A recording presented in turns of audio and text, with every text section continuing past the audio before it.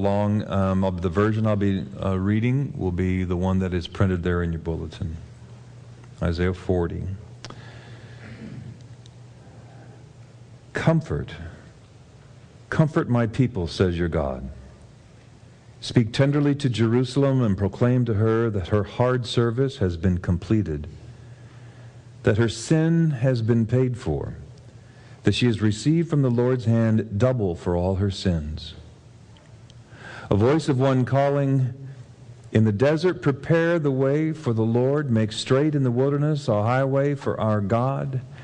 Every valley shall be raised up, every mountain and hill made low.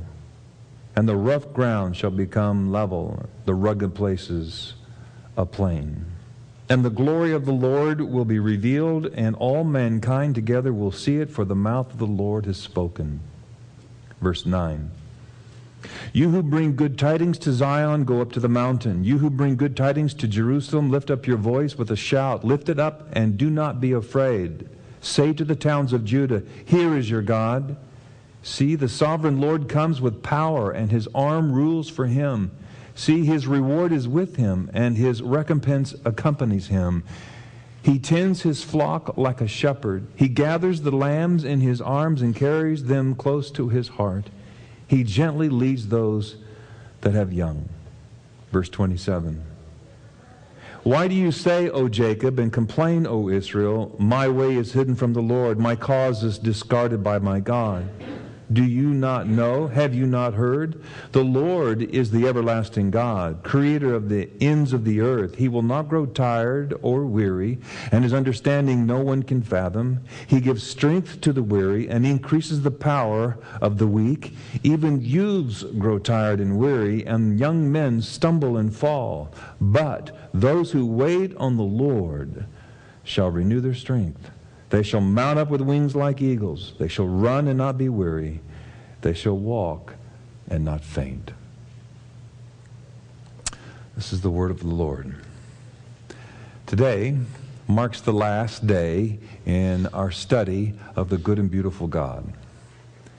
And we've been in this study about the nature of God and what is he like. And we've asked the question, who is this God that Jesus fell in love with? And I'm not sure you've ever really thought about this. Maybe you have. But the Bible that Jesus read that helped develop his theology is the Old Testament.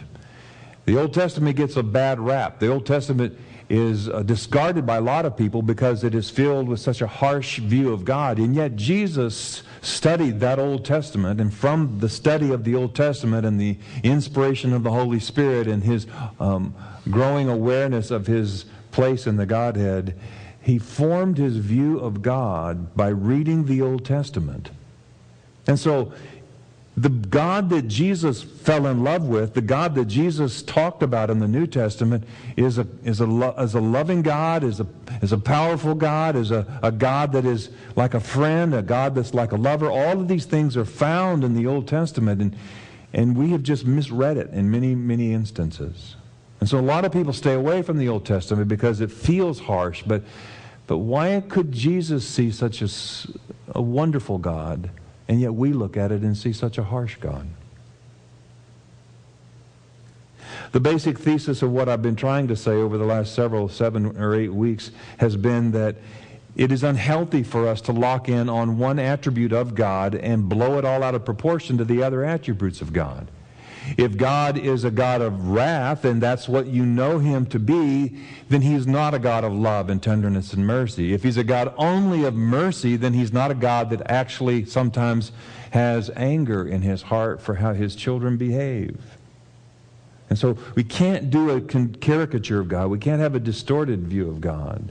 We have to have a balanced and holistic view of God as represented in the Old Testament. And so we've been looking at, is God good? Is God beautiful? He's a creator God.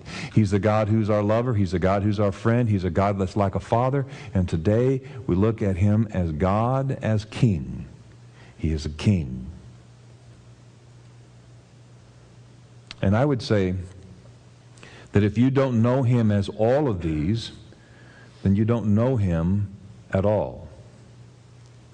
If you do not know God as all of these attributes that we've been talking about, then you don't know him at all. You only know a distortion. Verse 3 of this passage that I read to you a moment ago says this: there's a voice, the voice of one calling in the wilderness, prepare the way of the Lord. Prepare the way of the Lord. In other words, somebody's coming. Somebody's coming, and it's not just any somebody, it's somebody big. A few weeks ago when President Obama came to town, do you remember that? When he came to town, and the speedway up here was just filled with all kinds of security vehicles and emergency vehicles and authorities. And you knew when you went up the speedway the day President Obama came to town that somebody big was here, because everything was different about the way we could get in and around Mukilteo and Everett.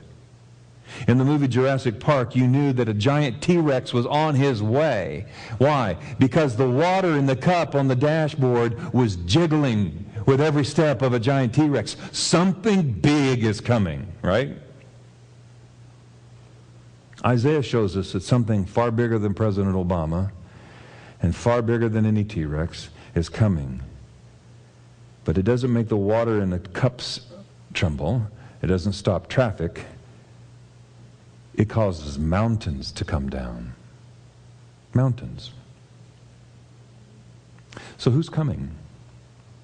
If you don't mind, get your pencil out and maybe the bulletin there, and you might write a couple of things down. I don't know if this is going to jog your thoughts a little bit, but maybe it will. I want to ask some questions about this passage that I read to you a moment ago as we think about God as King. Who's coming? Who's coming? And you can see it in verses 3 and 5. If you look at it with me, follow along if you would, please, off of your bulletin notes there. A voice of one calling in the wilderness, prepare the way of the Lord. Who's coming? There's a king coming. This is all language of a king. Folks that would have heard this or read this would have known instantly that this is about a king. A king is coming. Make straight in the desert a highway for our Lord. Every valley shall be raised up, every mountain and hill made low, and the ground shall become level, and the rugged places plain. The king is coming. That's what it's saying here. And everybody that heard that would have said, this sounds like a king, because in those days, in ancient times, when an emperor or a king would come into their territory, he typically didn't do a lot of traveling back in those days, because to travel in those days was very dangerous. And so a king, when he conquered a land and he set up his capital, he would stay pretty much there. And when he would then go visit some of his outlying provinces, you didn't travel just on any commercial road. I mean, and not any road would just be good enough, because back in those days they didn't have the engineering that we have today, and they didn't have all the kind of equipment they have today. So many times the roads would go down into deep valleys, and they would all kinds of surreptitious kind of a route. And so, but when a king comes, you don't bring a king down like that. So there was a lot of road work to be done. New boulevards would have been created. New highways would have been created. If there was a hill, the hill would have been leveled out a little bit. If there was a ravine, instead of going down to the ravine, there would have been a bridge put across it, or they'd have filled it in. There would have been a way to make the passage of the king into that province easier. It was a way of honoring the king. And so when he says the king is coming, it symbolized some things. When it says prepare the way, make the place accessible, it symbolized two things. Number one, it symbolized the authority of the king. When they made the road straight, when they planed down the mountains, when they filled in the ravines, knocking down those physical barriers, and those gaps showed the community and showed the coming king that they respected his authority, and that he, in the sheer presence that he was bringing into the community, commanded that kind of physical malleability. And that also experience meant this, that there is nothing in my heart that I'm going to hold back from him. I'm giving complete allegiance and complete submission to this king. And all of the movement of the dirt and all of that was symbolic of there's absolutely nothing in my heart that's going to be in resistance to this king. It symbolized the authority of the king. It also symbolized the healing influence of a true king. It symbolized the healing influence of a true king. You know this to be true. If you think about it, under a good coach, a team flourishes. Under a good manager, a business flourishes. Under a good leader, a community flourishes. And under a bad leader, the community does not flourish. When there is good authority, when the authority is true, when the authority has integrity, when the authority is rightfully exercised, it's like rain falling on a parched piece of ground for everyone under that authority. And that's the idea that's coming here. That when this king comes, he and his presence will make the impassable wilderness passable. When the king comes, he will make the uninhabitable wilderness and desert habitable. When he comes, it will bring healing to the land. That's what he's referring to here. So this coming king has this incredible authority, but he's also bringing healing to the land. This is no ordinary king. What Isaiah is saying is this coming king is bringing something in him and with him that's going to make everything that's wrong right. Everything that's dipped is going to be made straight. Everything that's too big is going to be brought low. It's bringing something. This amazing king is bringing something. Now, when human kings come, you build a bridge over a ravine. But when this king comes, I don't know if you saw this, valleys are filled up. Did you see that language? When human kings come, maybe you'll point out the best pass that you can go through the mountains. But when this king that Isaiah comes, those mountains are brought down. The mountains are nothing. So this is no ordinary human king. What kind of king is this? What I believe is happening here is Isaiah is drawing on one of the deepest narratives that is found in almost every culture around the world, the most enduring of hopes, and that is that the human race believes that there is a true king, and he's coming, and he's bringing healing to the land. He's going to right all the wrongs. Isaiah is saying the whole planet is like a wilderness. The whole world is like an uninhabitable desert. The whole world is filled with disease and poverty and war and strife and abuse and brokenness. And there's coming a king that will restore it. There's coming a king that will reweave it. He's coming. That's the king that's coming. And this is longed for all around this world. And if you read ancient literature, and I've done a lot of reading like that, and you find this narrative, this theme in the narratives around the world about a coming true king. That's what the Arthur King legends were all about in England. That's what some of the other kings' stories are about in China. There's all of this essence, this desire for a true king to come and bring justice and healing to the land. One of my favorite movies, some of you know this, is the movie The Lord of the Rings, Return of the King. And there's a scene in that movie where the steward of Gondor is sitting on a throne that had belonged to the king of Gondor, but that lineage had been broken, and they had lost its throne a long time. And this darkness had come over all of the land of Mordor. Let me just read you kind of some of the thoughts I had about this. There's a scene in the steward of Gondor, who has occupied the throne for generations, has gone mad, he's crazy, and his 2 sons are dead at the hands of the army of Mordor. And he decides to commit suicide on the funeral pyre of his son Faramir. At the same time, the heir to the throne, who is it? Do you know? Aragorn. Aragorn is returning, but the people in Minas Tirith do not know that. But Aragorn is returning, the king is returning to the throne, but the steward doesn't know that, and the steward decides he's going to take his life into his own hands, and he's going to take his life on this funeral fire. And so the usurper is leaving the throne, and the rightful heir is returning. It's a very low moment. Darkness is all around. Storms of war are rumbling, and hope is all but lost. But then there's this big white tree out in the front of this great castle, and it's a blasted, dead tree. And the focus of the camera is that this dead tree, there's this one blossom that starts to open up. And you know, and only the audience knows this, nobody else knows this. And what it symbolizes is that the king is returning. And he's bringing healing to the land. It's a beautiful scene. The best and the deepest stories understand that there is an ache in all of us for that coming king. Why? Because it suffers. This world suffers. This world is desolate, and this world suffers because of incompetent stewards. Who's that? It's us. Do you remember in the book of Genesis, God told Adam, you're to have dominion over the earth. You're to take care of this place. You're to be the steward of the earth. But we have not been good stewards of the earth. And because we've not been good stewards of the earth groans under our management. And it's a desolate place. But when the ultimate king comes, he will bring healing. Verse 5 says, and all mankind will see it together. See it in verse 5? All mankind together will see it.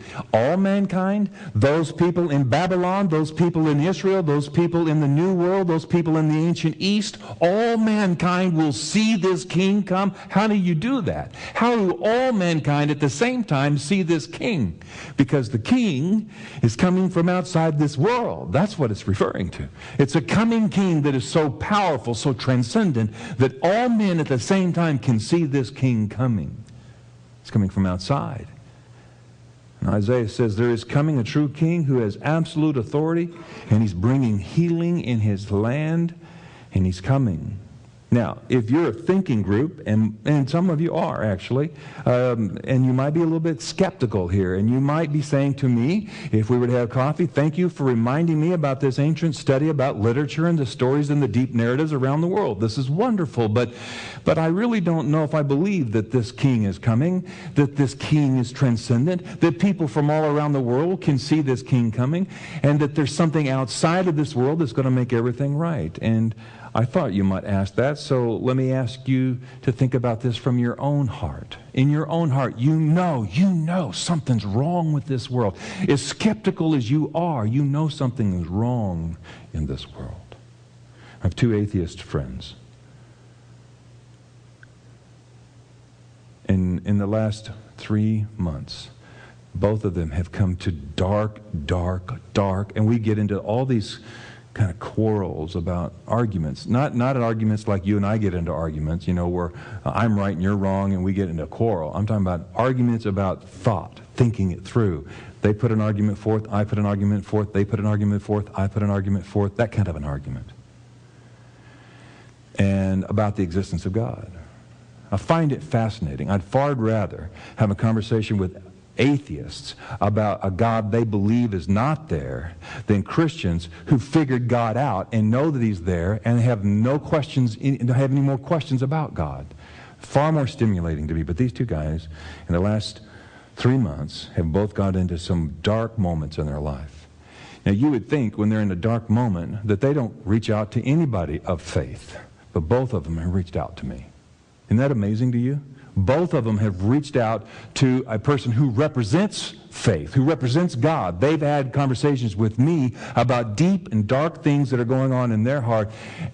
And I find this fascinating. And the reason I find it fascinating is because they know something's wrong with this world, and they need something from outside this world to fix it. They're just not willing to say his name is God. One of my favorite authors is Annie Dillard. She wrote a fascinating book called Pilgrim at Tinker Creek when she was 28 years old, and she won the Pulitzer Prize for this book. It's a book about nature, and I find it fascinating. She describes her life as she took a year off of her studies, and she spent it on her family farm in the mountains of Virginia beside a creek called Tinker. And she put it all down into a book, and she wrote this book, and she won the Pulitzer Prize for it back in 1978. And she records her conversations, or her observations about nature. And at one point, this is kind of gross, but at one point she's shocked to witness 2 deaths in the natural world. One of them is a praying mantis. You know what a praying mantis does? When they breed, the female bites the head off the male and then cannibalizes him. So in the moment of procreation, there's also death. And she was just shocked by this. And then the other thing that shocked her in this is that she saw a giant water bug jump onto the back of a frog that was sitting there in the creek and then inject it with poison. And in the poison, it paralyzed the frog. And then the poison also created everything inside the frog to be turned into kind of a slurry. And then the water bug sucked out everything inside the frog, and the frog just kind of deflated like a 3-day-old party balloon. And she was horrified by this as she watched it, and she wrote some fascinating things about this. This is a woman who is not a Christian, but this is what she wrote. Listen to this. She said, evolution, nature, loves death more than it loves you or me.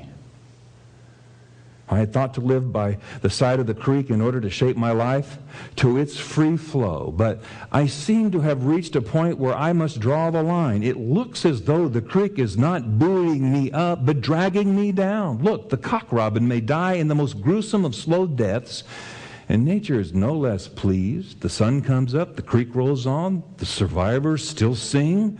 I cannot feel that way about your death, nor you about mine, or either of us about the robin's death.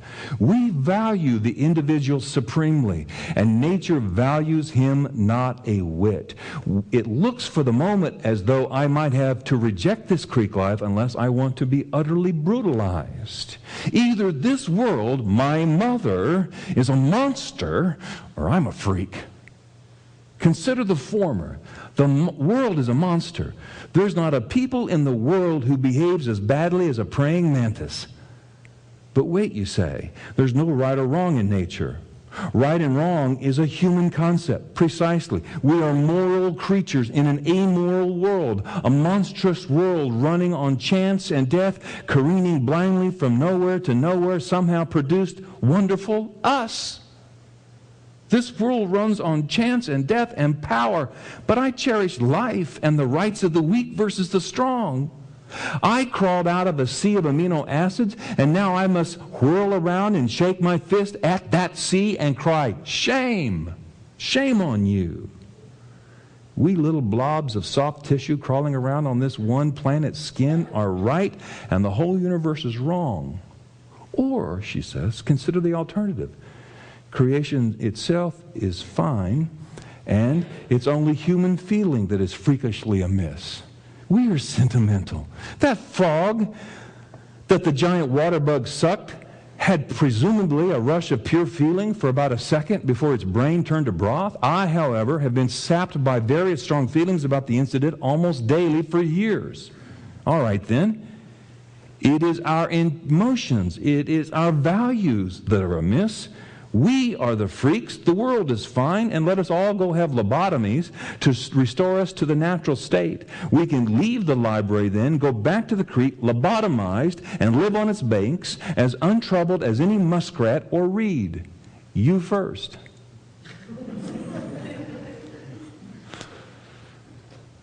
You know what she's saying? She's saying either we are freaks or nature is unnatural. You following this? Either we are really weird and freakish and we shouldn't have values, and the weak should not ever be protected by the strong. We should not ever have any desire to protect the oppressed. We should never have those desires. Those values shouldn't be us, because that's not how the real world works. That's not how the natural world works. In the natural world, the strong survive and the weak die off. So either the natural world is wrong or we're wrong, but it's not both.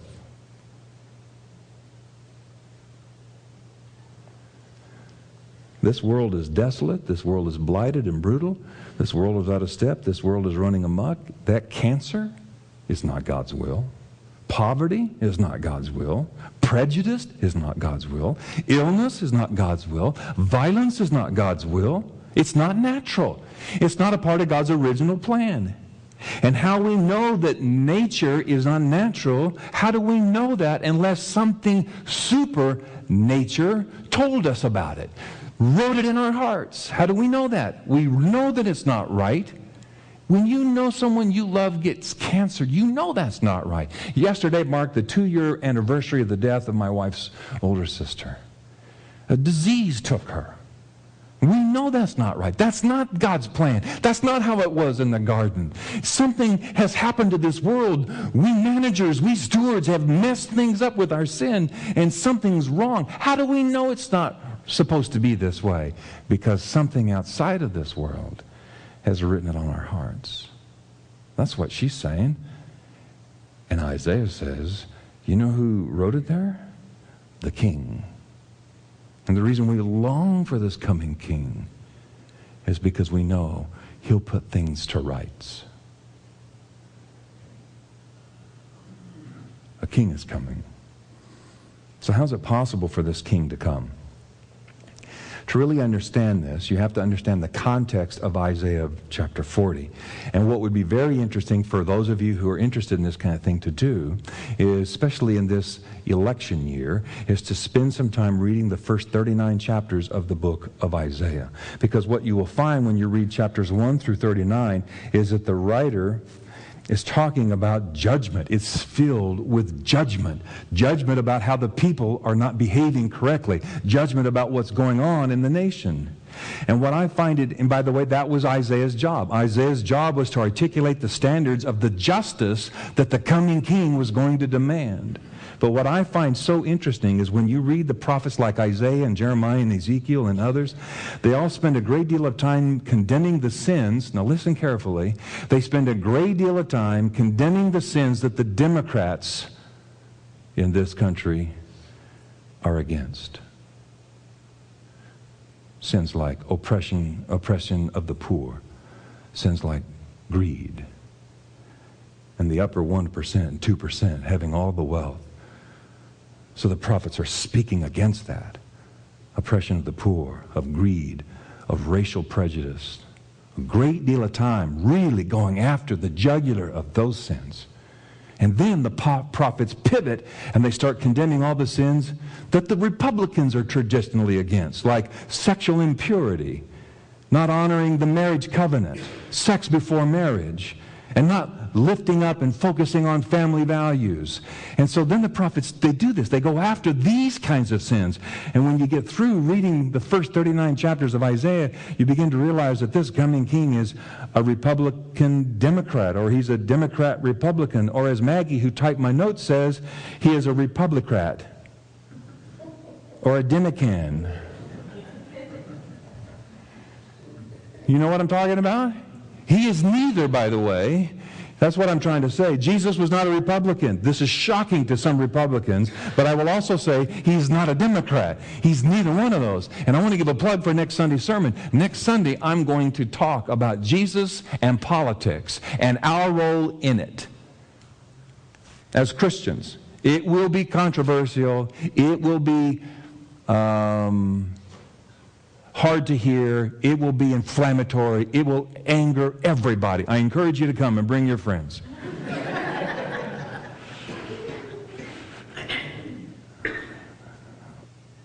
Whenever you, by the way, one of the reasons there are political parties is because when you join one party, you don't have to deal with half of the king's justice. You only deal with the half that you like. That's why I don't think Christians ought to be deeply entrenched in any particular party or movement. Well, I'm just a conservative. I'm not a Republican. Give me a break. Give me a break. When you get deeply entrenched in one school of thought, one political party, then you are cutting yourself off to half the king's justice. And that is something Christians can never do. If they do that, then they're making God into a cartoon character. Everybody still here? You've got to watch this. I feel very strongly about this, and we can argue about it after church, and you will lose this argument. I love this quote by Annie Lamott. She says, "You can safely assume that you've created God in your own image when it turns out that God hates all the same people you do." Republicans, Democrats.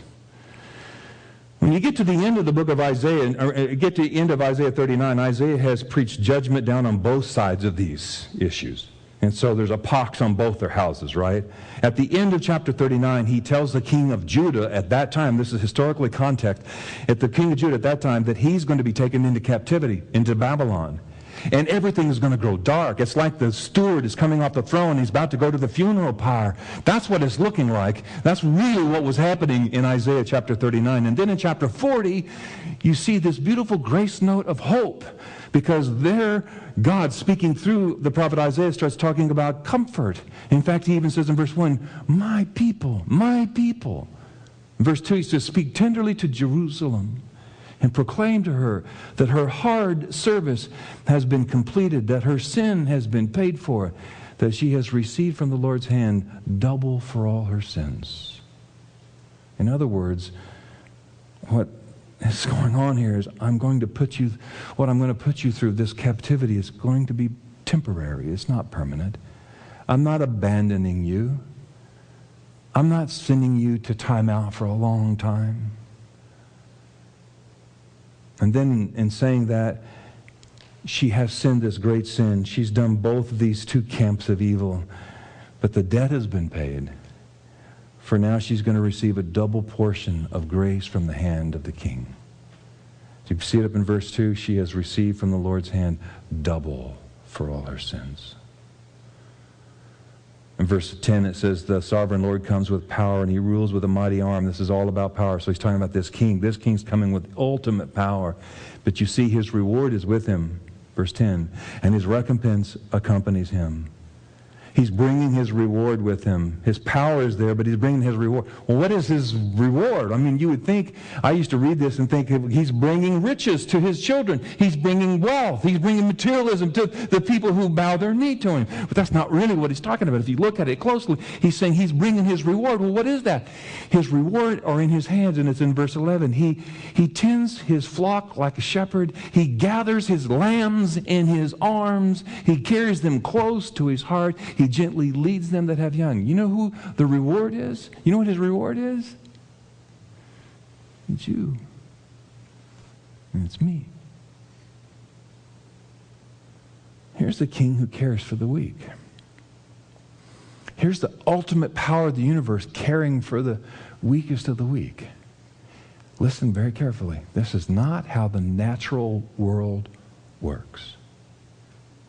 No matter your political party, whoever's in power, I'm telling you, it's not in their best interest to look out selflessly and put themselves in a vulnerable position to take care of the weakest of the weak. It never is. This king does. This is not natural. You don't see this in politics. You don't see it anywhere in this world. But you do see it in the coming kingdom. Here, this mighty warrior is a tender shepherd. And we're not afraid of him. And why wouldn't we? Why wouldn't we be afraid of something so powerful that mountains are made low and valleys are filled in? Why wouldn't we be frightened of that? Because we are his reward, and we know it. And we know it.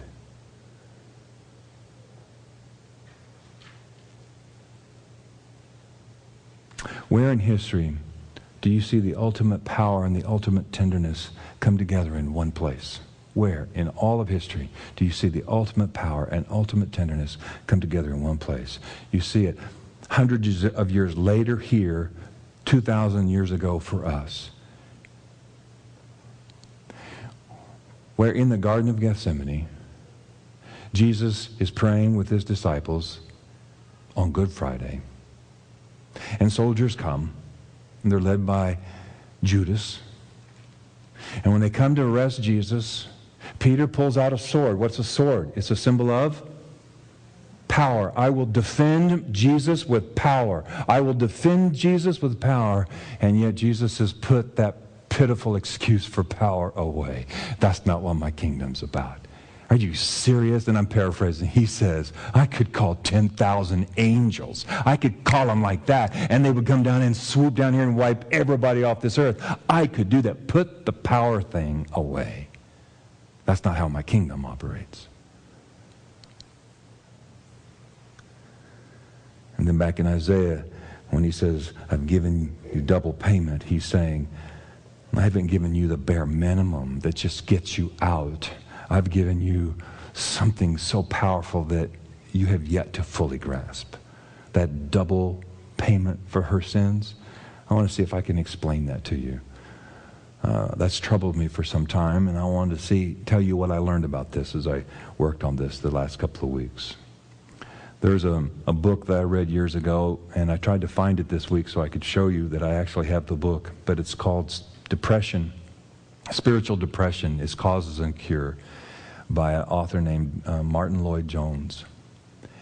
And he talks about in this book, it's a book of sermons, about how he noticed that when people become Christians, when they give their life to Christ, they seem to almost have an accelerated amount of depression, an accelerated amount of insecurities, an accelerated amount of inability to deal with gossip.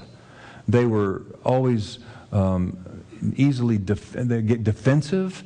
They had anger issues and all of this. They gossiped a lot. And he said it's just bizarre. They were good people, and then they became Christians, and they got worse. It's not supposed to be like that. And then it occurred to him that they were behaving as if Jesus had died for their sins, and they were pardoned, but that he had just died enough to kind of save them from going to hell, but that's it. There was nothing else. And so they were always living with these insecurities and these wonders about, how they were supposed to be in this world. He said it would be like if, and I'll use myself as an example, let's say I was in prison for a capital crime and I was on death row. And then the governor calls and says, "You have been pardoned." And initially, I'm ecstatic, aren't I? Wouldn't you be ecstatic? I'm free. I get to get out. I get to go anywhere I want to go. I have been pardoned from this death penalty. But he said eventually what happens is that the euphoria of being set free from the death penalty starts to wear off. And then you go to try to apply for a job. And they find out a little bit about your background. They say, "Well, yeah, you've been pardoned, but no, you're not working here." Or then they say, maybe you want to go date somebody's daughter. I go find Jim Henry and I say, "Can I date your daughter?" And you go, "Well, I know you've been pardoned, but you ain't dating my daughter." And what he was saying is this: you can be pardoned from the penalty of your sin and still live under this cloud that you have not yet lived a life worthy of anything. There's still some suspect. You can be pardoned from your sins and not accepted into the throne room of the King. And Lloyd Jones says there are people who live all their lives like that. I've been pardoned, but I'm far from accepted. I'm no longer liable for my bad record, and yet I still do not have a good record. I just don't have that bad one I used to have. And that's where Paul's words, "For he made him who knew no sin to be sin for us, that we might become the righteousness of God in him." You see, Jesus didn't just die the death I should have died. He lived the life I should have lived. And since my bad record has been placed on him, and he got treated as I deserved, his great and perfect record has been put into my account, and God now treats me as if he were treating Jesus that way. That is my double reward. That is my great payment. Lloyd Jones says that most Christians live their entire life not realizing the doubleness of their salvation.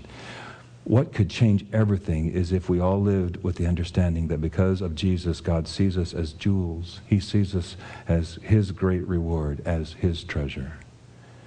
If I know deep down in my heart that I was the God of this universe's great treasure, that would change the way I lived. And the only reason I behave badly now is because I forget whose I am. I am treasured by the God who holds the stars and the galaxies in his back pocket like so many marbles. That God who holds those galaxies in his pocket cherishes me like his little ones in his arms. If you do not believe that deep down, that you're totally accepted by the King, when it comes to an obedience in a day-by-day way, you will try to be good to get his favor. It will be a way for you to say, all right, I have not cussed, I have not drank, I have not looked at a bad website, I have not done all these things. I've been a good boy, and so God He has to love me more now. He has to have more favor on me now. He will protect me from cancer. He'll protect me from divorce. He'll protect me from all this stuff, because look at all this good I've done. I've done the good, therefore God's going to do this for me. And you know what that is? That's really buying God off with good behavior. You're bribing God when you do that. You're saying, if I'm good, God will owe me. He has to take me to heaven, and he has to protect me on this earth. And yet that's just not the way it is. That's not how it works. And yet when I know that not only have I been pardoned from my capital offense, but I have been accepted into the king's throne room, and I can crawl up on the throne of all the universe and be held in the nail-scarred hands of the king, and I am accepted, then why wouldn't I want to live my life to please him? Why wouldn't I want to live my life to bring a smile to his face? Why would I not want to not do these things so that he would be honored because of what he's done for me? It's a different way of looking at obedience that most people don't ever get.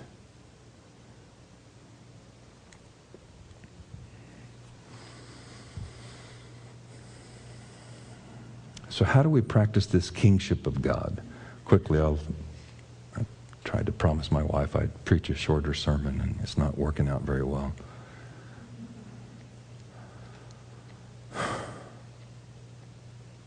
How do we practice the kingship of God? Here's this beautiful verse that many of us have quoted for years. But those who wait on the Lord shall renew their strength. They shall mount up with wings like eagles. They shall run and not be weary. They shall walk and not faint. How many of you have ever heard that verse before? Isn't that a beautiful verse? It has such poetic language to it. How do we behave like a king is the king? Number one, we wait. Well, we just wait. Now, what does that mean, wait? That's hard for some people to do, especially those of us with impulse control issues, right? To wait. Well, it means, number one, wait means obey. Wait means obey. You ever heard of the term ladies in waiting? Wait means obey. You're not treating him as king unless you're willing to say, not my will, but thine be done. Every ravine in my life will be filled in. Every mountain in my life will be brought low. I will obey, not because I have to get his favor or because I want to ensure protection from bad things in this world. I will obey. Why? Because he's king. I will obey. Elizabeth Elliot said the hardest thing that we ever give is in. Think about that. Everything else is easy. Well, my wallet, sure. Well, my family, sure. The hardest thing we ever give is surrender. Wait means obey. Number two, wait means relax. Relax. God, your schedule is your schedule and it's not mine. I accept the fact that I do not know what's best about my career, about my family, about my church, about my country. I accept the fact that I do not know the right schedule. I humble myself underneath you. You are king. And I refuse to worry about that which I cannot control. Let me say something powerful here for you. I want you to remember it because it's going to irritate you. Well, then you will remember it if it irritates you. Worry is always a resistance to the kingship of Jesus.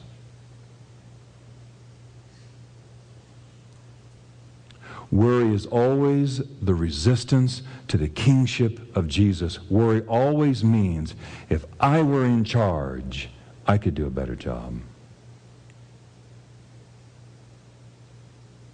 Worry means wait. It means obey. Wait means obey. Wait means relax. Number three, wait means expect. If you're waiting for something, you're expecting something to come your way, aren't you? You're hoping something comes. You're waiting for it. So wait means expect. Wait means expect that the lordship of Jesus has a healing influence. Listen, get this. Please get this.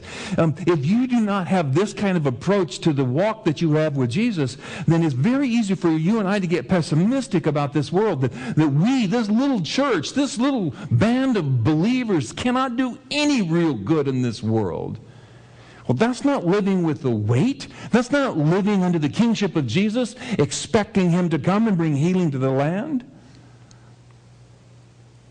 Wait means if the lordship of Jesus is a healing influence, and I'm not treating God as king unless I have high expectations about what he can do through me. Do you believe, listen ladies and gentlemen, do you believe that because you have put yourself under the king's lordship, that he can do mighty things, deep things, powerful things, healing things, restorative things where you work, where you live, and in your community? If you don't believe that, if you don't have an expectation of that, then you're not living under the kingship of Jesus. You're living under the kingship of self. This says, submit yourself, humble yourself, understand that he is king, and that as you speak in your world, you bring healing and hope. Some people aren't treating God as the great king because all they can see are the great problems in our world. Problems in politics, problems in our family, problems at work, problems at church, problems in the economy, problems in your own life. And you sigh and say, that's just the way things are going to be. I can't do anything about it. And what I want to say is that when you have that outlook, you reveal you're not treating him as king. You're not believing in the power of his kingship. John Newton, the great hymn writer, says, thou art coming to a king, large petitions with thee bring, for his grace and power are such, none can ever ask too much. You cannot ask something too big for God. And to the degree that you relinquish the sphere of your world under his kingship, there is healing. To the degree you hold back your world under the kingship of Jesus, there will be no healing.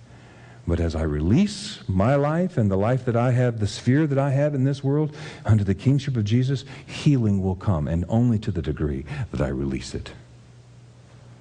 Wait. Now, these last verses, I've always looked at these, if you look at them with me one more time. It says, those who wait on the Lord shall renew their strength. They shall mount up with wings as eagles. They shall run and not be weary. They shall walk and not faint. I used to think, well, that's bugged me. That's backwards. Logically, you would think as you read that, if I am under the kingship of Jesus, the first thing he's going to help me to do is to walk and not faint. And then after I've mastered walking and not faint, then I will run and I'll not grow weary. And then after I've run a little while and I got those muscles built up, then I will soar with wings like eagles. But that's not the order that you see in your Bible. It says literally, soar, run, and walk. You see that? Isn't that funny? This week I read a commentary that says, here's the point. The point is walking. Walking's the point. When you live under the kingship of Jesus, sometimes you'll soar. Every once in a while you might run. But the point is put one foot in front of the other and walk. And walk. And walk. The point is endurance. That's the point. And may that be true of our life. Let's bow together.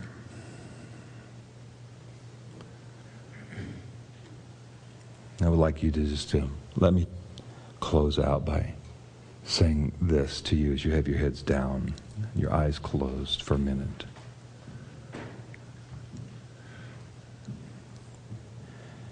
I'm talking to some people in this room for whom this idea of God being king and having access to every ravine and every crevice and every boulevard and every mountain and every trail, every area of your life, from the way you resolve conflict with your spouse, the way you do business with your clients, the way your attitude at your place of employment, your attitude towards your boss, all of that.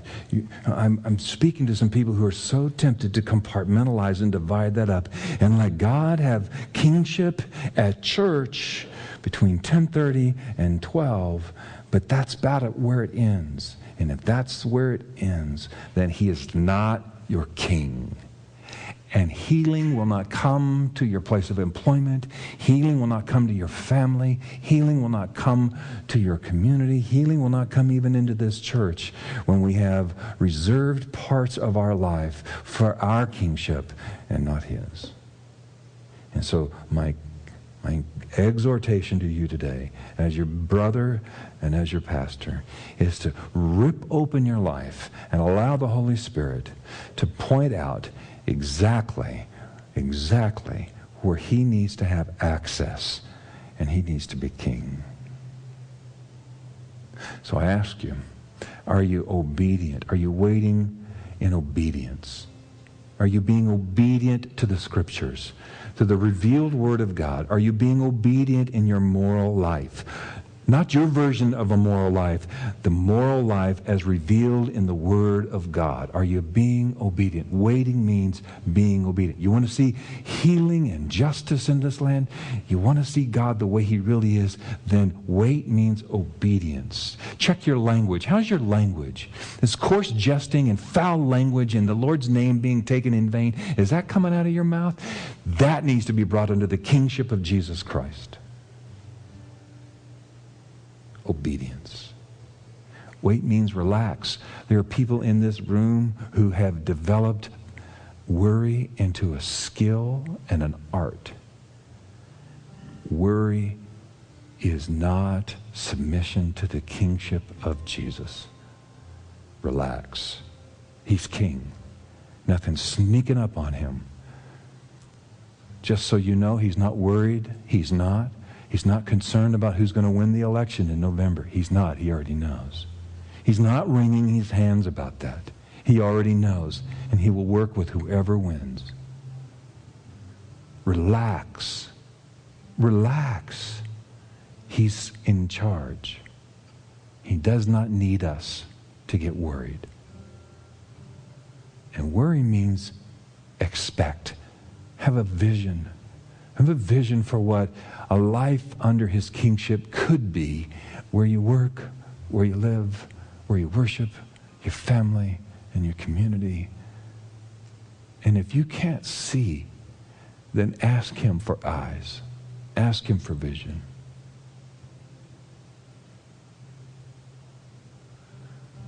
And then we walk. Lord, we love you. Thank you. Thank you, thank you, thank you for treasuring us. Thank you for the double pardon that you've given us. Thank you that I'm not just set free from the penalty of my sins, but I've been accepted into the arms of the warrior shepherd, and that every good thing that Jesus ever did on this earth has been deposited into my moral account, my spiritual account. And you look at me as if you're looking at Jesus. Help me to live that way. Help me to live every moment that way.